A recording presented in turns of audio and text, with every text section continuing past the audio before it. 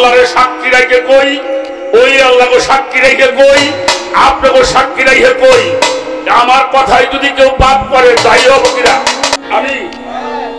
আমি বলি আপনার বাবার পায়ে চুমা দিবেন, মার পায়ে চুমা দিবেন, উস্তাদের পায়ে চুমা দিবেন, গুরুর পায়ে চুমা দিবেন। এতে যদি কোনো পাপ হয় সে পাপের জন্য আমি দায়ী থাকবো। বুঝে নাই?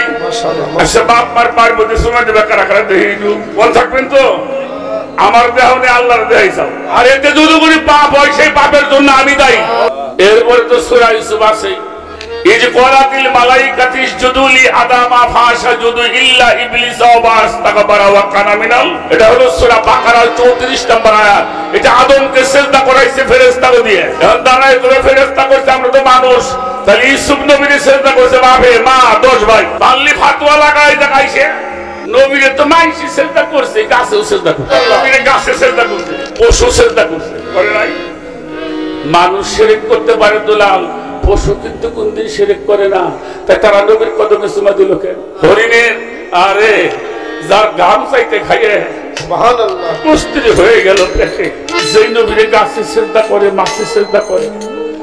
আমি 50টা দলিল দিতে পারবো। দেশের নেককার বাদশারা যখন আসতেন নবীজির দরবারে ইসলাম গ্রহণ করার জন্য, আগে দরবার শরীফে যে নবীর হাতে কদমে চুমা দিতেন। বাজান, ভুল তথ্য দিয়ে মানুষকে ভুল পথে নেওয়ার ক্ষমতা আমার মনে হয় কথা একটু বেশি হয়ে গেল। মানুষে ইউটিউবে সার্চ দিলে বহুত গান শুনতে পারবে, এটা পাবেন না, এটা পাওয়া যাবে না। আল্লাহ তাআলা আমার নবীর সাথে করে তুলনা করা যাবে না। তারপরে যত নবী আসছে, ইউসুফের মধ্যে এত সুদর্শন চেহারা আল্লাহ কাউরে দেখেন। সেই ইউসুফরে কিন্তু বাইরে মারবেন নিয়ে গেছিল, পারে না।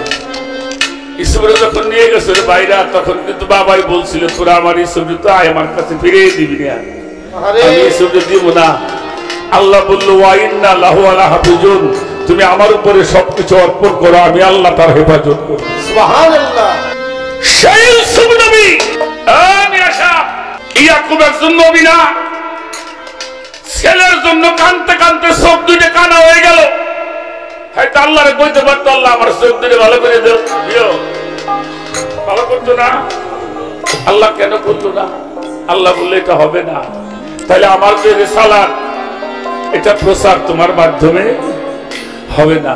দেখেন ইউসুফ নবীরে, ইউসুফ নবীর ভাইরা যখন মিশরে মাল আনতে সাহায্য গেছিলেন, দেখেই 10 ভাইরে দেখে চিনছে এই যে আমার ভাইরা।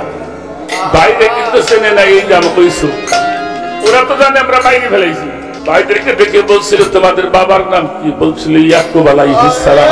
শোনার পরে দুপুরের রোদের মধ্যে একটা কচুর পাতা কবজে কাটতেন, 2 মিনিট পরে চলে যাবে। ঠিক অমনি পড়ে যেতে চায়, চোখের পানি পরে আবার চিন্তা করে আমি যদি চোখের পানি ফেলি, ওরা যদি বলে আমার তো সত্যি কথা বলতে হবে, আর ওরা যদি জানে আমি বেঁচে আছি, ওরা আমার এখানে মেরে ফেলে দেবে। জিজ্ঞেস করছিল তোমাদের বাবা বেঁচে আছে না মারা গেছে? ছেলেরা বলল আছে, তবে মারা যাওয়াই ভালো ছিল। কেন? বললো আমার একটা ছোট ভাই ছিল ইউসুফ, তার ছোট্ট সময় বনের বাঘে খেয়ে ফেলেছে, তো সেই সবে কাঁদতে কাঁদতে চোখ দুইটা কান্না হলো। ইউসুফ কোনো কথা বলে না। পরের দিন মাল সামানা নিয়ে পাঠাই দিল, যাও। আর যাবার সময় নিজের জামাটা খুলে দিয়ে বলল এই জামাটা তোমার বাবার সামনে ধরলে তোমার বাবার চোখ দুটো ভালো হয়ে যাবে। সুবহানাল্লাহ। সূরা ইউসুফটাই নাযিল হয়েছে সেজদার জন্য। এক কথা কইলাম, এটা নাযিল হয়েছে সেজদার জন্য। ছেলেরা বাড়ি গেছে, মাল সামানা রাইখে দিয়ে ঘরের মধ্যে প্রবেশ করছে। কাদা মানুষ তো অন্ধ হয়ে গেছে, তো যখন ঘরের মধ্যে ঢুকছে চিৎকার দিয়ে লাফতে দাঁড়াইছে, তোরা কে কোথায় আছে? শিগগির আমার ইউসুফ বাড়ি আইছে। সুবহানাল্লাহ, সুবহানাল্লাহ। ছেলেরা কয় বাবা তুমি ইউসুফরে পাও কোথায়? সেটা মারা গেছে। কইলে মারা যায় না, এই যে আমার ইউসুফের গায়ের গন্ধ পাইলাম। যখন জামাটা বাবার চোখের সামনে ধরছে, অমনি চোখ দুইটা ভালো হয়ে গেছে। আল্লাহু আকবার। জামাটা বুকের মধ্যে নিয়ে কয় এটা আমার ইউসুফের গায়ের জামা, আমার ইউসুফ এখনো বেঁচে আছে। পরের কোরআন। পরের দিন 10 ছেলে ইউসুফ নবীর মা বাবা মিশরে চলে গেলেন। সর্বপ্রথম ইউসুফ নবী সিজদা করতে আসছিল, বললে তুমি আসবে না, কারণ তোমার নবুয়ত, তোমার রিসালাত প্রকাশ হয়েছে, তাই আমি তোমাকে সিজদা করব। বাবাই সিজদা করেছে, মাই সিজদা করেছে, ভাইয়েরা সিজদা করেছে। কোরআন থেকে আয়াতটাকে উঠাইতে পারে না।